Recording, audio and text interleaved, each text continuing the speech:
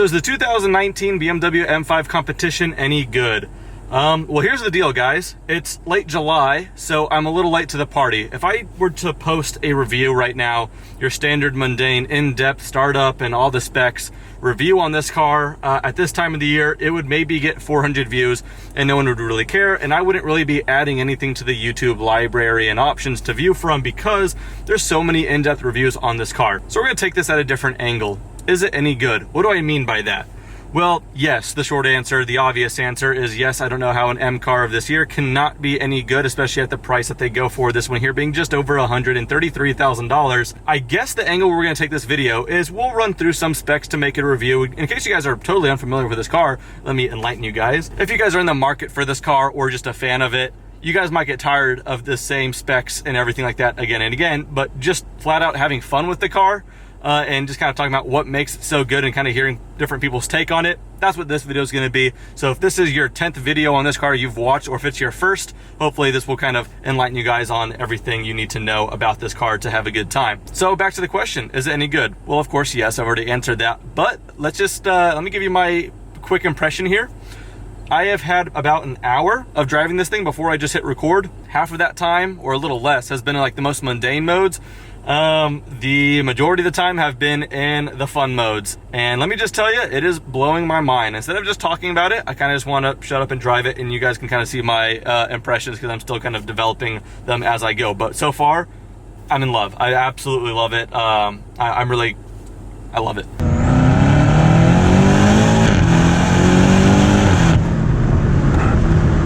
Big shout out to someone that reached out to me on Instagram who actually reached out to me quite a while ago asking if I wanted to drive his ZL1 Camaro. And I said, for sure.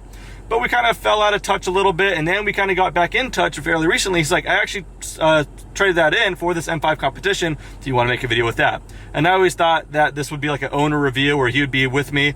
No, I just kind of went to his house. He said, here's the keys, have fun with it. And so that's where we're at. So give him a follow on Instagram just so you get something out of this. But massive thanks to him. I never met him prior to him allowing me to take his car out. I met him this morning. Super cool guy.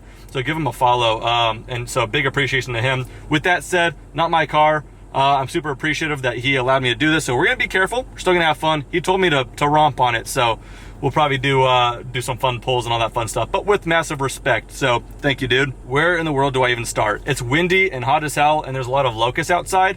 So let's go ahead and just make that brief. But let's do a quick walk around. Let me shut it off, get out of the AC, unfortunately, but let's do a quick walk around.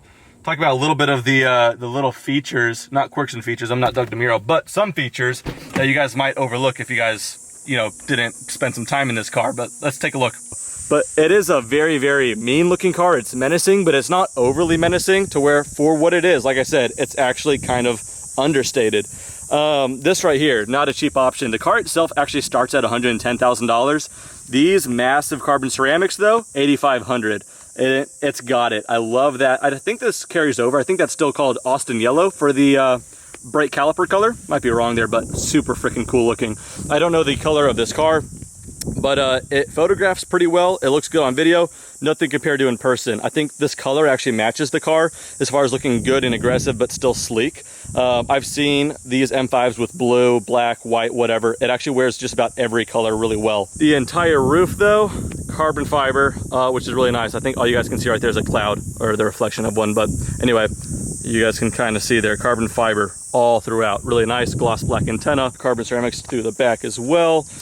He's put on the carbon fiber spoiler, which again just contrasts super well. He's got a carbon fiber diffuser, super cool. Quad exhaust. Oh my god, by the way guys, the exhaust sounds absolutely killer on the pops and cracks, and he told me it is 100% stock. I'm having a little bit of trouble believing that.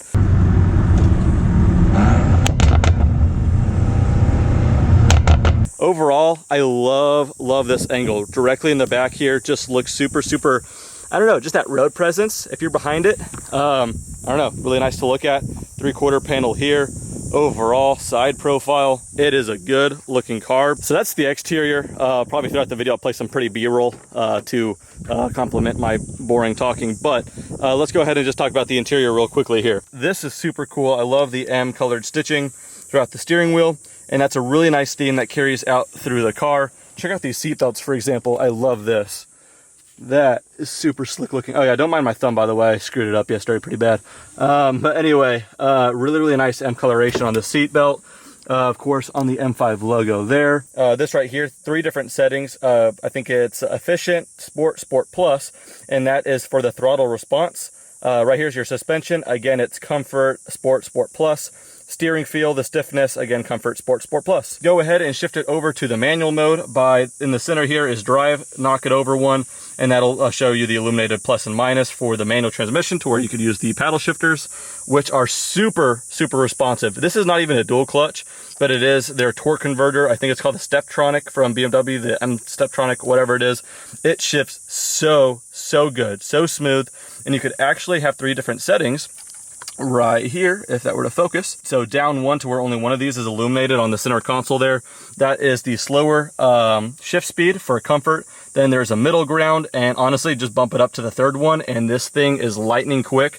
And on the downshifts at the right RPM, or even just letting off the throttle, it will pop and crack and just sound like gunfire. I'm not even joking, and it's 100% stock. It's kind of silly.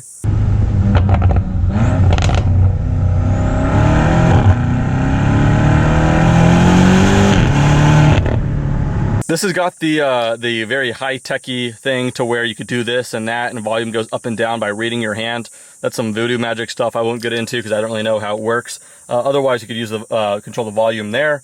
The sound system in this thing is super good. Bowers and Wilkins. Now, I can't show you guys that on this video because I got to earn that cheddar, and YouTube will demonetize that. So take my word for it. It's pretty good. Real quickly, let's just go over the quick bulletin spec sheet so we could call this a review. I know some of you guys out there want to see that. I'll make it quick. I won't pretend like I know it off the top of my head. I did a crash course on this car last night. 4.4 liter twin turbocharged V8. It's good for 617 horsepower. That's ridiculous. 553 pound-feet of torque. That's pretty conservative as well. It's 4-wheel driven or rear-wheel driven, depending on how you configure it. That's why it launches on 4-wheel drive 0 to 60 in 3.1 seconds. Some people are even reporting faster than that, and I believe it. City, you're looking at 14 miles to the gallon. Highway, 21. The kind of driving I've been doing, probably a bit less than both of those. But, you know, if you drive like a normal person, not bad at all for what it is. Like I said, it starts at $110,000. And this one here is equipped as such to where it's 133 and some change. Man, it's getting hot, so I think I'm just gonna go ahead and start it up and take a listen to the exhaust.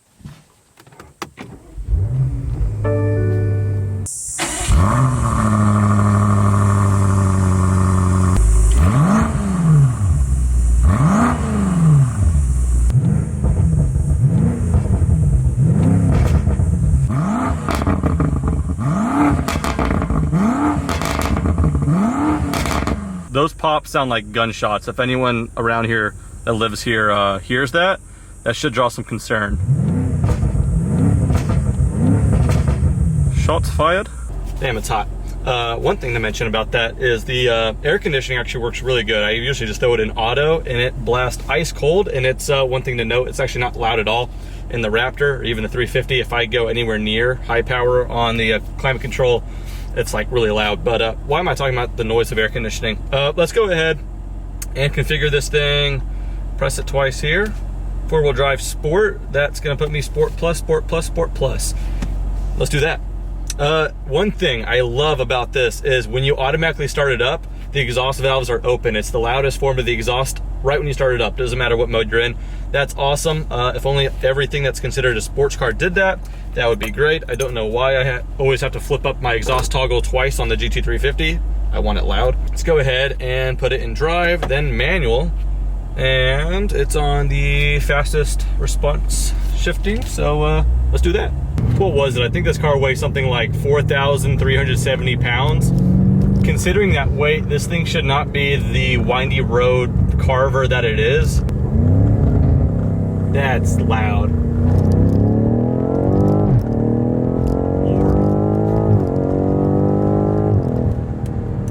This thing picks up speed super quick. I don't know if this is gonna do anything. Later on, I'm gonna probably mount a GoPro by the exhaust, but let's just go ahead and crack the rear glass just a little bit.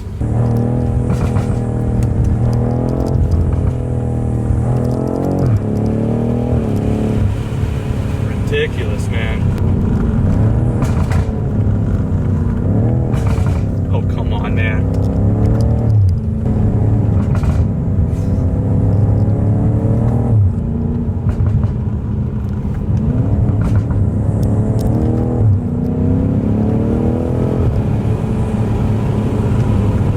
thing is ridiculous. You guys are probably seeing some weird facial expressions, but this thing's too good. I mean, a car of this size and its intended purpose to be a great daily driver, which it is, it just shouldn't carve the road like this, man. This is my genuine impression, by the way. I mean, like, I'm just really blown away. The hell was that? Oh my God. I've driven this a little bit spiritedly off camera, kind of like that, but I mean, windows down and everything, it just doesn't cease to amaze me. Hopefully you guys are hearing that. I don't know how you wouldn't be. If I'm looking down, I apologize. I keep checking my phone to see how my camera's viewpoint is, just in case it shifted too much. The car is so torquey, and the brakes too. The brakes are so responsive that I'm afraid my camera mount is like shifting, but looks okay. In the corner, man. I haven't messed with just the rear wheel drive, but let me tell you, this 4-wheel drive hooks up really nicely. It doesn't push. It's not shovey like 4-wheel drives can be. It just delivers. It just pulls you out. It's almost like, it almost feels like the propulsion with this car is in the front, just tugging you by like a rope. It just goes, and there's no drama in a good way. There's not any of that danciness. However, if I mess with enough buttons, I'm sure I could get it to go rear wheel drive only, and it could definitely go from underneath you for sure. This not being my car, probably won't be doing that too much. I don't want an insurance claim. But one thing I got to mention too, so I got it on the stiff suspension, stiffest at Sport Plus, and I like how it's not too stiff all the time. In the corners, listen to that. I'm just pissing some people off here, my bad. In the corners, it's really planted and flat, like you would expect at the stiff suspension. But if I last minute see a pothole, kind of like this one, not too bad. But any kind of divot and pit or whatever, it really rides over that really well. Versus if I have to compare a car, let me compare one I know really well, the GT350. I like to keep that thing actually in either normal or sport suspension with everything else on track, because it's just too stiff everywhere on the track suspension. This on its Sport Plus is really, really livable on the road, so that's pretty cool. All right, kind of leaving the residential area here. Let's give it some beans.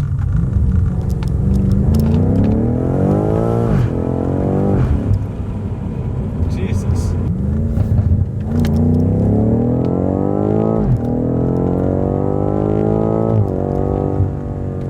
I don't think this thing's overpowered. I mean, at 617, I don't think it is silly, but it's not like, oh, this was just meant to be absolutely stupid. It's very usable. I'm here in the corners. I'm going a little bit more docile on it now, but it carries its weight really well. The torque delivery is great. Throttle response, power, all of it. It's a really, really sweet, cohesive package. I'm really, really liking it every mile I put on it. Now, there's no getting around the price. $133,000 is a good coin to spend. There's no getting around that. That's just good money. However, if it makes you feel better, you can go ahead and divide that number by 2. And that's pretty much what the cost of the car is, but you get 2 cars. That's a very cheesy way of putting it, but just hear me out. Every car nowadays has a sport button, and in most cases, they don't really do a thing. Cars like this, though, I'm not saying this is the only example. There's plenty of great two-face sports cars. But this has the buttons to really transform this car to where you really get multiple cars within one package here. That's just how cars are going nowadays. Mercedes, Porsche, BMW, they all do that pretty darn well nowadays. But the M5 competition package is no exception. I just have to mention that. I just do. It's a very easy car to drive in all manners, but slowly. The visibility is good, everything. I'm not going to bore you guys with that, but it's a very easy car to drive, and it's pleasurable to drive slowly. Press a couple buttons, open the exhaust valves, manual transmission, Sport Plus, everything. This thing just becomes a different car. It doesn't even seem like it's the same DNA. It's that dramatic. So at $133,000, you really are getting multiple cars. Like I said, it's kind of a cheesy way of putting it, but it's kind of the way I see it.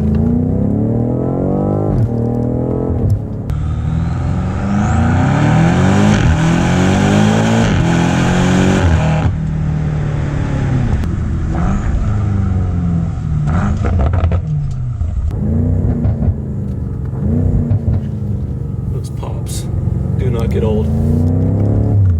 All right, so I just pulled off the side of the road to let the camera cool down. It was kind of overheating, and then I figured I'd get some like B-roll drone shots. I was climbing back in the car, and I limp-wristedly closed the door. Then I realized it's got soft close. Very nice. Just so I could say I tried it at least. Let's go full windows down. Let's see if that helps with some exhaust clip here.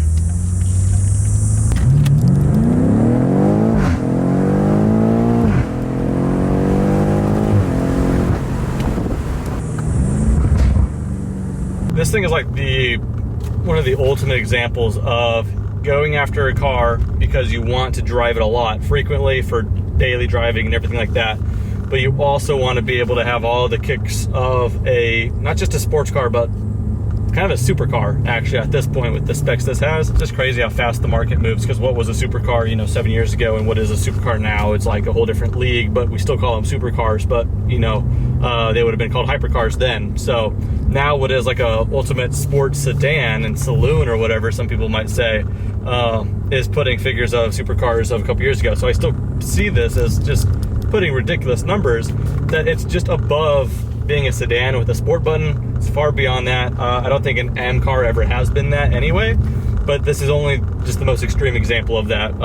It's just absolutely nutty. But really, other than that, I don't really know what else I can say to add on to it, to the whole experience here. In fact, I'm pretty sure I can't really say anything else to add to it. Take my word for it. Take other people's word for it that reviewed the car in depth. It's quite a machine. It's very impressive.